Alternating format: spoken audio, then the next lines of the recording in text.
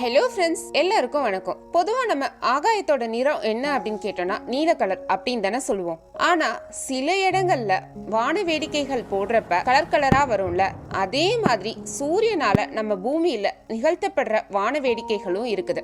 வானத்துல எப்படி clouds move ஆகுறத பாக்குறோமோ அதே மாதிரி இந்த கலர் ஷோஸும் அலை அலையா மூவ் ஆகுறத நம்மளால பார்க்க முடியும். இதுக்கு பேரு அரோராஸ்.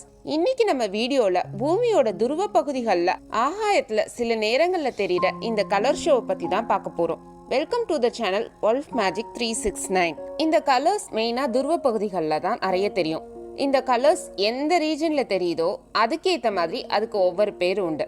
அரோராஸ் வட துருவத்துல, அதாவது நார்த்தன் போல்ஸ்ல உள்ள ஆர்டிக் ரீஜன்ல தெரிஞ்சதுன்னா அதுக்கு பேர் ஆரோரா போரொலிஸ், இல்லாட்டி நார்தன் லைட்ஸ் அப்படின்னு சொல்லுவாங்க. தெற்கு பகுதி தென் துருவத்துல தெரிஞ்சது, அதாவது அண்டார்டிக் ரீஜன்ல பார்த்தோம் அப்படின்னா அதுக்கு பேரு ஆரோரா ஆஸ்ட்ரேலிஸ், இல்லாட்டி சதர்ன் லைட்ஸ். அரோரா அப்படின்னா என்னன்னா, இது ஒரு லாட்டின் வார்த்தை. இந்த வார்த்தைக்கு அர்த்தம் இருட்டிலேருந்து விடியல் தெரியுது அப்படிங்கிறது தான் அர்த்தமே. போரொலிஸ் அப்படின்னா வடக்கு, ஆஸ்ட்ரேலிஸ் அப்படின்னா தெற்கு. எதனால நம்ம இந்த அரோராஸ் பார்க்குறோம் தெரியுமா? சூரியன்லேருந்து வெளிச்சம் மட்டும் வரதில்ல, சூரியன்லேருந்து சில சார்ஜ் பார்ட்டிகல்ஸும், அதாவது புரோட்டான்ஸ் அண்ட் எலக்ட்ரான்ஸும் வெடிச்சு வெளியேறவும் செஞ்சுட்டு தான் இருக்குது. இந்த சார்ஜ் பார்ட்டிகல்ஸ் பூமியோட வளிமண்டலத்தில் வந்தடைகிற போது நிறைய சிதறி விலகிடும். ஆனால் சில சார்ஜ் பார்ட்டிகல்ஸ் மட்டும் நம்ம பூமியில் உள்ள வளிமண்டலத்தில் உள்ள கேஸஸோட மோதி இணையிற போது தான் நமக்கு இந்த கலர் ஷோஸ் தெரியுது. சூரிய ஒளி பூமியை ரீச் பண்ணுறதுக்கு 8 நிமிஷம் 20 செகண்ட்ஸ் ஆகுங்கிறது தெரியும். அதே இந்த சார்ஜ் பார்ட்டிகல்ஸ் சூரியன்லேருந்து கிளம்பி 150 மில்லியன் கிலோமீட்டர் தூரத்தில் உள்ள நம்ம பூமியை ரீச் பண்ணுறதுக்கு கிட்டத்தட்ட 2-4 நாள் ஆகுமா. இந்த சார்ஜ் பார்ட்டிகல்ஸ் எப்படி வருது அப்படின்னா, சூரியனோட வெளிப்புற அட்மாஸ்பியர்ல அடிக்கிற காத்தால தான் இந்த சார்ஜ் பார்ட்டிகல்ஸ் உருவாகுது. அதுலேருந்து தான் கிளம்பி வருது. இந்த ஃபினாமினனுக்கு பேரு தான் சோலார் விண்ட். இந்த ஃபினாமினன் மெயினாக போலார் ரீஜியன்ஸில் தான் நடக்குது. நம்ம இந்தியா மாதிரி ரீஜனில் நம்மளால ஏன் இதை பார்க்க முடியல அப்படிங்கிறத பார்க்கறதுக்கு முன்னாடி ஒரு ஃபிசிக்ஸ் ஃபேக்டை நம்ம ஞாபகப்படுத்தலாம். நம்ம பூமி மிகப்பெரிய காந்தம் அப்படிங்கிறத படிச்சிருக்கோம். பொதுவாக இந்த மேக்னெட்ஸ்க்குலாம் ஒரு பிஹேவியர் உண்டுல்ல. போல்ஸில் அதோட மற்ற பகுதிகளில் இருக்கிறதோட இந்த மேக்னெட்டிக் ஃபீல்ட் ஸ்ட்ரென்த் ரொம்ப அதிகமாக இருக்கும் அப்படிங்கிறதையும் நம்ம படிச்சிருக்கோம். அதே ஃபேக்டால தான் நமக்கு இந்த அரோராஸ் போலார் ரீஜியன்ல ரொம்ப ஸ்ட்ராங்கா நம்மளால பார்க்கக்கூடிய மாதிரி தெரிய வைக்குது. குட்டி குட்டி சார்ஜ் பார்ட்டிகல்ஸ்லாம் போல்ஸ்ல உள்ள அதிகமான மேக்னெட்டிக் ஃபீல்ட் ஸ்ட்ரென்த்தால அங்க அது அட்ராக்ட் ஆகுது. அங்க இருக்கிற கேஸஸோட அது ரியாக்ட் ஆகும்போது ஒரு குட்டி ஸ்பார்க் ஒன்று உருவாகுது. இந்த ரியாக்ஷன் நடக்கிறப்ப ஒரு எனர்ஜி ரிலீஸ் ஆகும் இல்லையா, அந்த எனர்ஜியை தான் நம்ம இந்த அரோராஸா விசிபிளா பார்க்குறோம். மேபி நம்ம தலை மேல கூட இந்த ரியாக்ஷன்ஸ் நடந்துட்டு இருக்கலாம். பட் போல்ஸ்ல ரொம்ப அதிகமா சீக்வென்ஷியலா கோடிக்கணக்கான ரியாக்ஷன்ஸ் அட் அ டைம்ல நடக்கிறதால இங்க இந்த ஒளியை நம்மளால பார்க்க முடியுது. இதே ரியாக்ஷனை நம்ம டே டு டே லைஃப்ல கூட பார்த்துட்டு தான் இருக்கோம். எங்க அப்படின்னா, இந்த பெரிய பெரிய கடைகள் எல்லாம் வச்சிருக்காங்க இல்லையா, நியான் நேம் போர்ட்ஸ். இந்த நேம் போர்ட்ஸ்ல இதே ரியாக்ஷன் தான் நடக்குது. இந்த ரியாக்ஷன் நடக்கிறதுனால தான் அந்த நேம் போர்ட்ஸ் ஒளிர்றத நம்மளால பார்க்க முடியுது. அங்க நமக்கு டிரைவ் பண்ற ஃபேக்டர் நம்ம கொடுக்குற அந்த கரண்ட். இந்த அரோராஸ்லாம் போலார் பகுதிகளில் உள்ள ஒரு பெரிய ரீஜன்ல நடக்குது. அந்த ரீஜனுக்கு பேர் என்னன்னா அரோரா ஓவல். நம்ம இந்தியாவில் இருக்கிறோம். நம்ம எந்த ரீஜனுக்கு போனா இந்த அரோராஸ்லாம் பார்க்க முடியும் தெரியுமா? நார்த் போல் பக்கம் போனோம்னா north Canada, Scandinavia, Norway, Russia, Finland, Sweden இங்கெல்லாம் இருந்தோம்னா இந்த அரோராஸ் பார்க்குற வாய்ப்பு ரொம்ப அதிகமா இருக்கும்.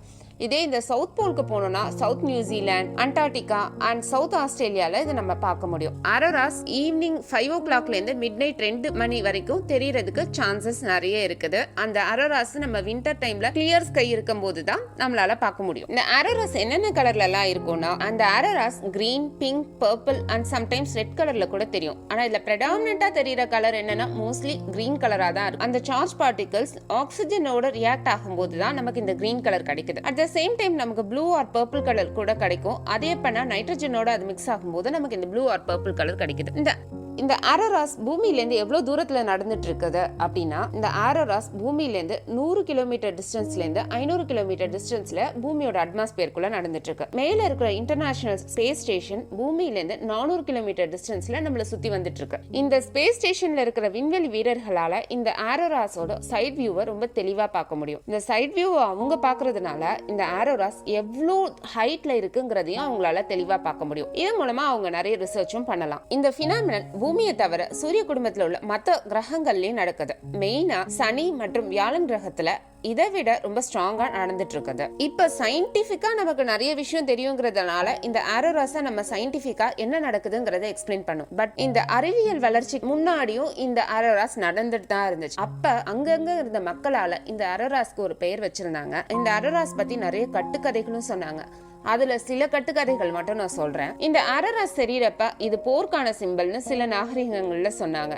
சில பேர் என்ன சொன்னாங்கன்னா இது மனுஷனால கொல்லப்படுற அந்த விலங்குகளோட ஆன்மா அப்படின்னு சொன்னாங்க. இந்த ஆரோராஸ் பாக்குற போது விசில் அடிக்கிற மாதிரி எந்த சத்தமும் போடக்கூடாது. அப்படி போட்டோம்னா அதுல இருக்கிற பேயெல்லாம் நம்மள வந்து கொன்னுடும் அப்படின்னு நம்பினாங்க. இப்ப நம்ம சயின்டிபிக்கா நிறைய ரிசர்ச் பண்றதுனால நம்மளால இதை சயின்டிபிக் டேர்ம்ஸ்ல எக்ஸ்பிளைன் பண்ண முடிஞ்சிச்சு. இன்னும் இந்த ஆரோராஸ் பத்தி நிறைய ரிசர்ச்சும் போயிட்டு இருக்கு. இந்த ஆரோராஸை உருவாக்குற அந்த சோலார் விண்டை பத்தி நிறைய ரிசர்ச் போயிட்டு. ஏன் அப்படின்னா இந்த சோலார் விண்ட் அதிகமா இருக்கும் போது நமக்கு மேல சுத்திட்டு இருக்க நிறைய சேட்டலைட்ஸ் அஃபெக்ட் ஆகும் அப்படிங்கறதுனால இதை பத்தின ரிசர்ச்சஸ் இன்னும் நிறைய போயிட்டு இருக்கு. எது எப்படியோ பூமி, சூரியன், நம்ம பூமியில உள்ள இந்த மேக்னெட்டிக் ஃபீல்ட் இது எல்லாத்தையும் பத்தி இன்னும் நம்ம ரிசர்ச் பண்ணிட்டு தான் இருக்கோம். இந்த ரிசர்ச் பண்ணும்போது நமக்கு நிறைய புது புது தகவல்கள் கிடைக்குது. இந்த தகவல்கள் எல்லாமே நம்மள ரொம்ப ஆச்சரியப்பட வைக்குது. முன்னாடி இருந்த நிறைய கேள்விகளுக்கு நமக்கு விடையும் கிடைச்சிருக்கு. நிறைய கேள்விகள் நம்ம முன்னாடியும் இருக்குது. இந்த இயற்கையில நடக்கிற எல்லா விஷயத்தையும் நம்ம புரிஞ்சுக்கிறோமோ இல்லையோ, ஆனா இந்த இயற்கை ரொம்ப அழகா தன்னோட வேலையை எப்பயும் சிறப்பா செஞ்சுட்டு இருக்குது. விந்தைகள் தொடரும். இந்த வீடியோ பத்தி உங்களோட கருத்துக்களை கமெண்ட் பாக்ஸ்ல டிராப் பண்ணுங்க. இந்த வீடியோ உங்களுக்கு பிடிச்சிருந்ததுன்னா நம்ம சேனல் wolfmagic369 சப்ஸ்கிரைப் பண்ணுங்க. நண்பர்களுக்கும் ஷேர் பண்ணுங்க. நன்றி.